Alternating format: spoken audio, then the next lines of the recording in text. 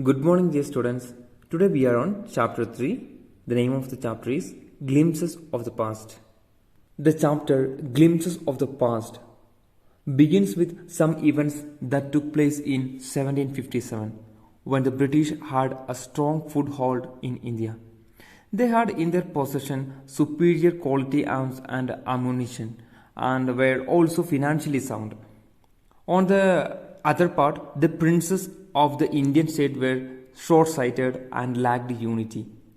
They were unnecessarily fighting with each other.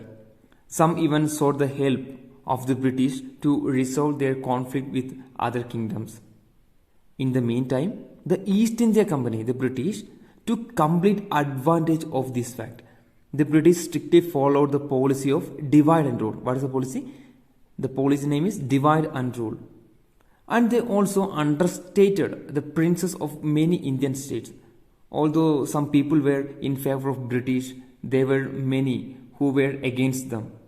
Tipu Sultan is one of them and is the Sultan of Mysore, was far-sighted ruler who fought against the British and died in 1799 while fighting the Fourth Anglo-Mysore War.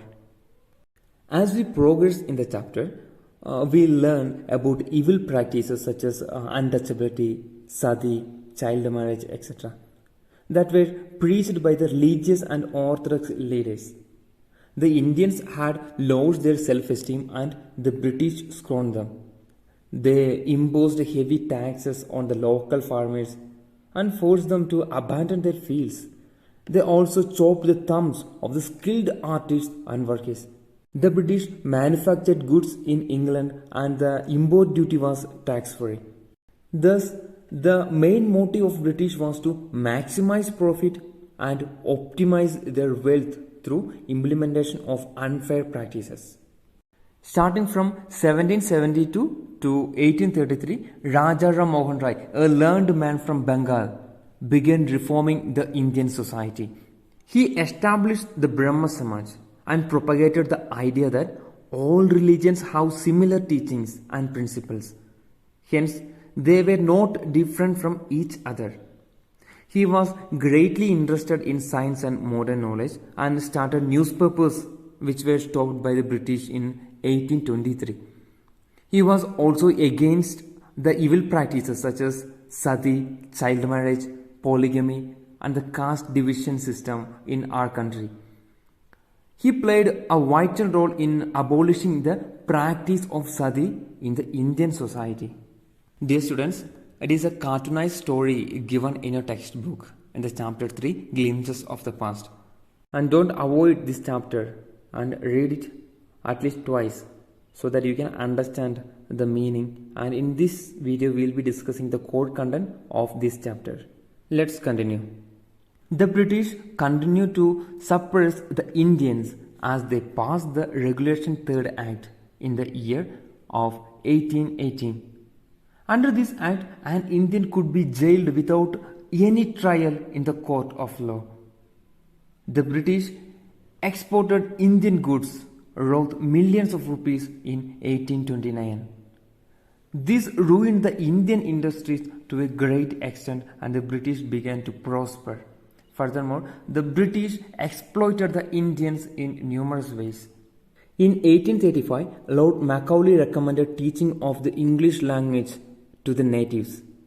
The English education produced clerks and the British gave petty jobs under them to the Indians. Incidentally, the education policy also produced a new generation of intellectuals who could understand the social vices of the British rule, and they educated their fellow mates accordingly. By 1856, the British had conquered almost the entire country and their suppression of the local residents was at a peak. This led to multiple revolts. In 1855, the Sandals rose to rebellion and massacred the British rulers and their supporters. In 1857, the Sepoy Mutiny began and Mangal Pandey played a key role in it as he had attacked the adjutant of his regiment and was soon executed. The sepoys marched towards Delhi and shouted slogans favoring Bahadur Shah Zafar. Soon the landlords also joined them in their revolutionary movement. People started circulating chapatis along with a message that the native rulers needed their help. Similarly, lotus flowers were also circulated among the Indian soldiers to convey the message. The fight for freedom continued by several rulers such as Begum Hazrat Mughal of Lucknow, Maulavi Ahmadullah of Faizabad, Azimullah Khan, Tatya Tope, Peshwa Nana Sahib of the Maratha dynasty, and Kanwar Singh of Bihar, and they also joined this war of freedom. This was indeed the beginning of the Indian struggle for independence. When we come to the conclusion, the chapter Glimpses of the Past teaches a lesson to the students that if we stand together for good cause, we can achieve success just like our brave freedom fighters did. They had an organized approach in India's struggle for independence as they sacrificed their lives so that we can lead a life of freedom from the British rule.